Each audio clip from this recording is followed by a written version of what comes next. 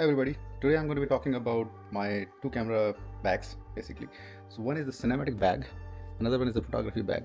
Let's talk about the photography gears first. This has got three lenses and one camera body.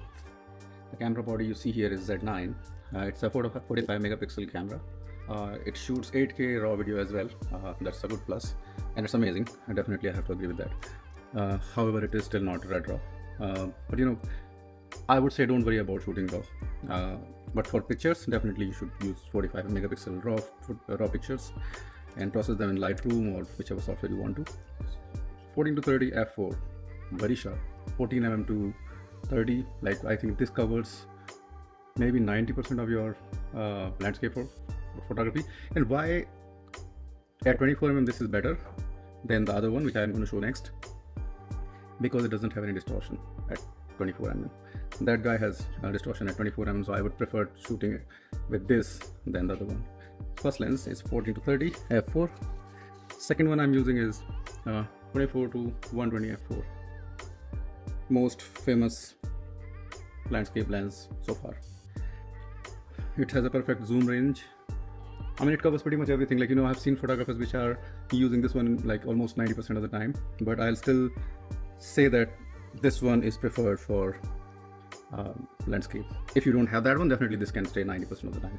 This is also amazing, and you can do some kind of nature shots as well, because you don't want a lot of that depth of field, because you want to show things, you don't want to hide. F4 works perfectly fine, and I shoot mostly on f4 and f8 and sometimes f11. Third lens which I'm using is, it's a surprise. It's 28 to 400. I used to shoot with like 180 to 600, but I recently sold that because that's too much of weight and it doesn't fit in my bag. And the 400 mm is like pretty sharp, which I realized. Like you can go really far with this one, and it will still, like on 45 megapixels, it will give you like the pretty sharp image, which you can sharpen even further if you want to. Otherwise, I think this works well. And this is, see, this extends like almost like a foot, but it weighs under maybe 800 grams or 700 grams. I think all of them are actually under 700 grams. So the total weight of this box is like close to 3 kilograms. These are photography gears, and here I have a small Nikon flash, which sometimes I use, sometimes I don't.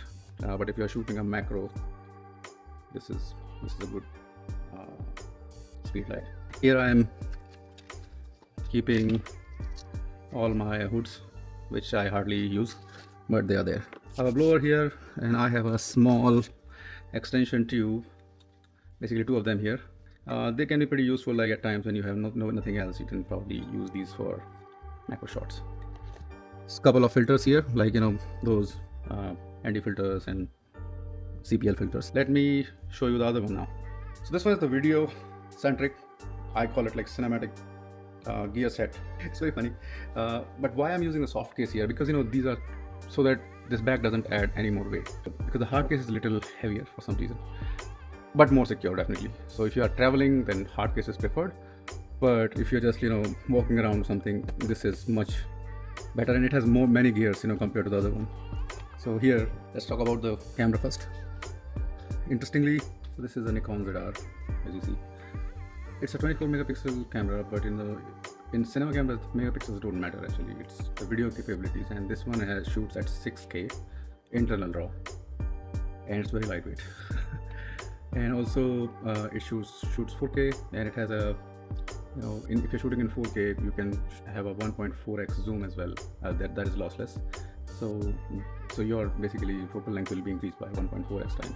I'm using a Viltrox 28mm 4.5 lens here. I think they call it Pancake lens. So that's what it is. But it's very useful, if I want nothing else but just to shoot some vlog, I can simply turn it on like this and then start shooting pretty quick. So this camera actually doesn't support filters. So I have those fridge magnets. I have actually cut it in, like, it's a very bad job, but I cut it from the middle, and I can put my DJI filter on here like that, and I can make the footage cinematic because I can use my ND filter here. I can simply turn it. So this is what I do, like when I am not feeling like putting a bigger lens here. and this is the easiest solution. Before I talk about lenses, this is a reflector, very small reflector. At times you might end up using this. These are the hoods for the lenses, which I hardly use. This area has batteries and charger. The main lens which I'm using is Tamron 35 to 150. This is one of the best lenses, and it is called prime lenses killer. So basically, you don't need a 35mm, you don't need a 55mm prime, you don't need 85 and probably 135, 105, none of them, because this goes from f2 to f2.8, and it focuses okay. It's a little slow. I mean, it focuses a little nervous, but you know, autofocus it can still be worked out. Here I'm using magnet filters. These are the anti filters, like a couple of them here, like stacked together. Before this lens, I'll talk about the wider lens here, that is 17-28. It is pretty lightweight, and it's basically a Tamron based Nikon lens. Nikon has made it actually, but I think it is a Tamron design. 17-28 f2.8 straight up, 67mm filter. You can definitely use this for landscape as well. It is sharp, but you know, it doesn't give the micro contrast of and the sharpness of those S lenses which you need for landscape. But in video you avoid sharpness. Basically, the more sharper the lens, it's worse. People don't like those footage which are very sharp. Rather, I use a couple of filters here which are haze filters, which are like, you know, which reduce the sharpness. This lens, one of the best if you are like, you know, those if you want to shoot those establishing shots. 17-28 is perfect focal length, and distortion is pretty controlled on this lens. This is one of the reasons. Even this one like has no distortion almost. So this is why you choose different lenses for landscape and different for cinematic videos, because the distortion matters a lot. So 17mm some distortion, but 20mm no distortion. 24 is amazing. 28 is just awesome. Moving to another cinematic lens, 35 f1.4. Now you'll ask me like, why not the 35 f1.8? First thing, I had that in past. That wasn't as sharp as the S lens, any other S lens. And it has exact same sharpness of this lens, and also it has a f1.8 and pretty expensive. This one works better because it has a control ring that the other S lens doesn't have. It is better aperture and focal length. You need this 35mm focal length is a magic focal length. You can shoot wide with it, you can shoot close up with this, and you can shoot very close footage as well. It will support everything. If you're shooting faces very close, then you'll see some kind of distortion. But if you're shooting other subjects like normal things, they'll look pretty cinematic on it, because of the depth of field. And this is where, like, you know, the cinematography differs from photography, because you don't want to show multiple things. You want to actually show only the important things in the in the videography. And this 35mm focal length becomes very boring when you're shooting photography, because that is what you see every day. And photography is all about showing something which you can't see every day. But video is exact opposite. This focal length becomes one of the best focal lengths in video, because 35mm is something which you see every day, and this is what you want to show. Kudos to Nikon for making this lens so lightweight and so amazing. This 24-70 f4. Now you must be thinking that I had 24-120 f4. Why not that one? First thing, these lenses are amazing for gimbal because they are lightweight. 24-70 is the only focal length I have used. If I'm just going on gimbal, I don't use anything else, because more than 70mm I will not be able to, you know, maintain the focus or the frame.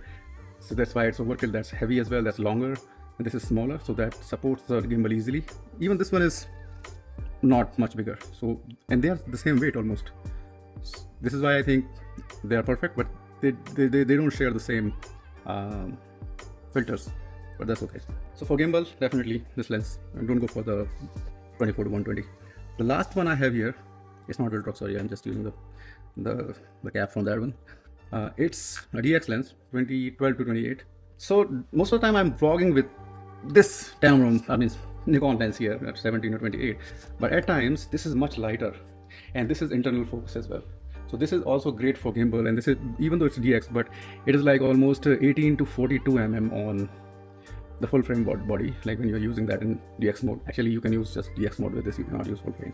And the best thing about it is it's a power zoom lens. So power zoom lens is useful when you want to show the dolly zoom. So dolly zoom is something like, you know, you are zooming in and you're bringing the camera back. So it's like, you know, you want to surprise the audience, and you want to show the subject realizes something, and then he just catching to that thought process. So this is why I keep it, and it's like very cheap lens, so definitely one of the best options. Yeah, this is all I have actually. And some filters, definitely you want to use the ND filter so that you can use the 180-degree shutter. So I would like to hear your comments. How do you like this setup? So one last thing I want to show is another bag. It's a drone. I call it a BTS bag. It's not cinematic gear set, it's not photography, it's a BTS one. So in the BTS one I have a drone which is Lito X1. This one is Insta360 X5, and I sometimes, keep my DJI Pocket 3 as well in it. And this is what I travel with. Mostly I travel with this bag because I enjoy videos more than the photos. But you might definitely end up choosing the other one as well, and I would say don't clash them. You use just one set for one purpose, and I'm sure that you'll enjoy. So I wish you all the best, and I'll see you in the next video. Thank you. Bye bye.